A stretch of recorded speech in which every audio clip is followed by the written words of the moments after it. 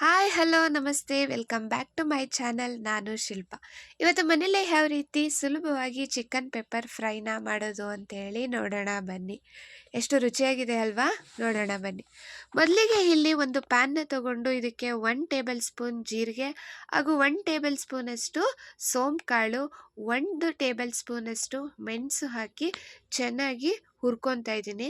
ಇದು brown colour ಬರುವವರೆಗೂ ಕೂಡ ಹುರ್ಕೊಂಡು ಒಂದು 2 ನಿಮಿಷ ಆಮೇಲೆ ಮಿಕ್ಸಿ ಜಾರ್ಗೆ ಹಾಕೊಂಡು ಇದನ್ನ ಪುಡಿ ಮಾಡಿ ಇಟ್ಕೋಬೇಕು. ಪುಡಿ ಮಾಡಿ ಇಟ್ಕೊಂಡ ನಂತರ ಒಂದು ಪ್ಯಾನ್ನ ತಗೊಂಡು 2 ಟೇಬಲ್ ಸ್ಪೂನಷ್ಟು ಆಯಿಲ್ಲು ಜೊತೆಗೆ ಈಗ ಆಲ್ರೆಡಿ ಕಟ್ ಮಾಡ್ಕೊಂಡಿರುವಂತಹ 2 ಮೀಡಿಯಮ್ ಸೈಜ್ ಈರುಳ್ಳಿಯನ್ನು ಇದ್ರ ಜೊತೆಗೆ ಸೇರಿಸಿ ಚೆನ್ನಾಗಿ ಇದನ್ನು ಫ್ರೈ ಮಾಡ್ಕೋಬೇಕು.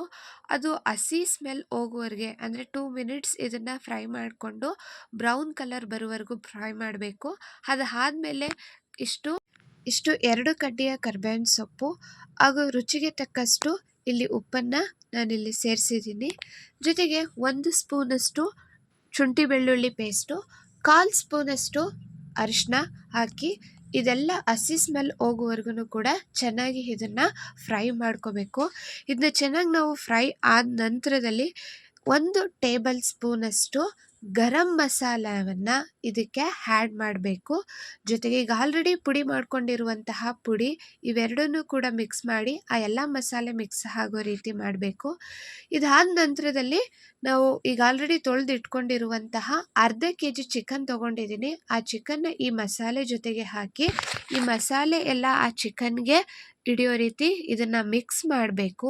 ಇದೆಲ್ಲ ಮಿಕ್ಸ್ ಆದ ನಂತರದಲ್ಲಿ ನಾವು ಏನು ಈರುಳ್ಳಿ ತೊಗೊಂಡಿದ್ದೋ ಅದೇ ಬೌಲಲ್ಲಿ 1.5 ಕಪ್ಪಷ್ಟು ನೀರನ್ನು ಇದಕ್ಕೆ ಸೇರಿಸಬೇಕು. ನೀರನ್ನು ಸೇರಿಸಾದ ನಂತರದಲ್ಲಿ ಚೆನ್ನಾಗಿ ಹೈ ಫ್ಲೇಮಲ್ಲಿ ಇದು ಬೇಯುವಾಗೆ ಇಟ್ಟು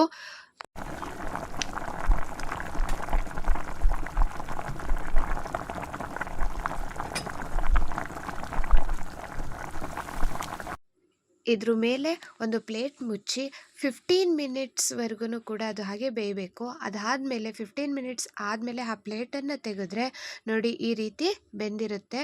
ಇದಕ್ಕೆ ಮೇಲೆ ಕೊತ್ತಂಬರಿ ಸೊಪ್ಪು ಈಗ ಆಲ್ರೆಡಿ ಕಟ್ ಮಾಡ್ಕೊಂಡಿರುವಂಥ ಕೊತ್ತಂಬರಿ ಸೊಪ್ಪನ್ನು ಉದುರಿಸಿ ಅದಾದಮೇಲೆ ರೆಡಿ ಟು ಹೀಟ್ ಒಂದು ಸರ್ವಿಂಗ್ ಬೌಲಿಗೆ ಇದನ್ನು ಸರ್ವ್ ಮಾಡಬೇಕಾದ್ರೆ ನೋಡಿ ಎಷ್ಟು ಚೆನ್ನಾಗಿ ಇದು ಬೆಂದಿದೆ.